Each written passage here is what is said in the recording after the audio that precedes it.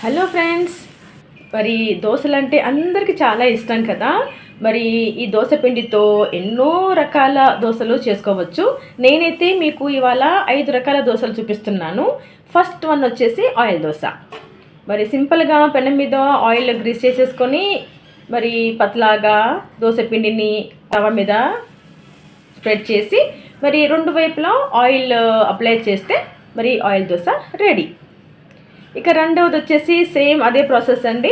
తవా మీద ఆయిల్ని ఆనియన్తో గ్రీస్ చేసేసుకొని దోశ పిండిని స్ప్రెడ్ చేసేసి దాని మీద కొంచెం బటర్ వేసుకొని మరి బటర్ని ఈవెన్గా అన్ని వైపులా స్ప్రెడ్ చేస్తే బటర్ దోశ రెడీ. ఇక మూడవది వచ్చేసి అదే ప్రాసెస్లో దోశ పిండిని తవా మీద స్ప్రెడ్ చేసి గీని వేసుకోవడమే. ఇది వచ్చేసి మూడవ దోశ. మరి ఇక నాలుగో దోశ వచ్చేసి మరి గెస్ట్ చేయండి చూద్దాం. అవును, పొడి దోశ. ఈ పొడి దోశకి గీ వేసుకున్నాను, అదేవిధంగా పొడి కూడా వేస్తున్నా.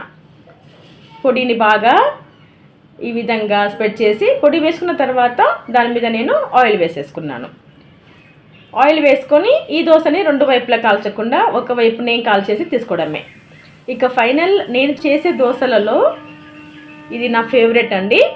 ఎందుకు ఫేవరెట్ అంటే ఈ దోశ టాప్ మీద ఆయిల్ వేసాను, అదేవిధంగా బటర్ వేసాను, గీ వేసుకున్నాను.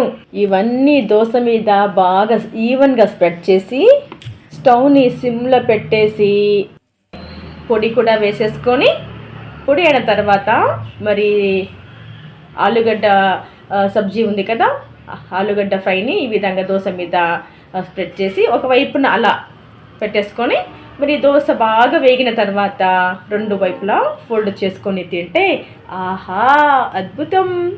నచ్చాయండి.